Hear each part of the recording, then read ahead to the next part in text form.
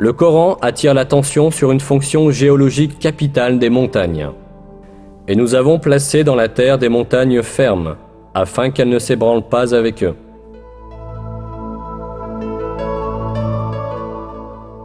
Nous voyons que ce verset affirme que les montagnes ont pour fonction d'empêcher les chocs sur la terre. Ce fait n'était connu de personne à l'époque où le Coran a été révélé. En réalité, on s'en est aperçu tout récemment, à la suite des découvertes de la géologie moderne. Selon ces découvertes, les montagnes apparaissent à la suite des mouvements et des collisions d'immenses plaques qui forment l'écorce terrestre. Quand deux plaques entrent en collision, la plus solide glisse sous l'autre. Celle du dessus se plisse et forme des hauteurs et des montagnes. La couche inférieure continue sous le sol et présente une profonde extension vers le bas. Cela signifie que les montagnes comportent une partie s'étendant sous la terre, aussi importante que leur portion visible sur la terre.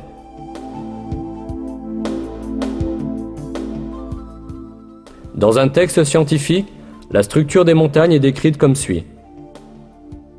Là où les continents sont les plus épais, comme dans les chaînes montagneuses, l'écorce s'enfonce plus profondément dans le manteau. Dans un verset, ce rôle des montagnes est indiqué à travers une comparaison à des piquets. N'avons-nous pas placé la terre comme un lit et les montagnes comme des piquets?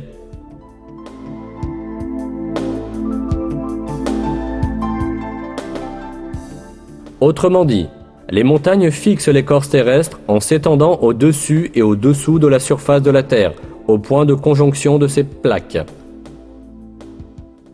De cette façon, elles maintiennent l'écorce terrestre et l'empêchent de dériver sur la couche de magma ou parmi ces plaques. En résumé, on peut comparer les montagnes à des clous qui maintiennent ensemble des morceaux de bois. Ce rôle vital des montagnes, découvert par la géologie et la recherche sismique moderne, a été révélé dans le Coran voici des siècles, comme un exemple de la sagesse infinie de la création divine.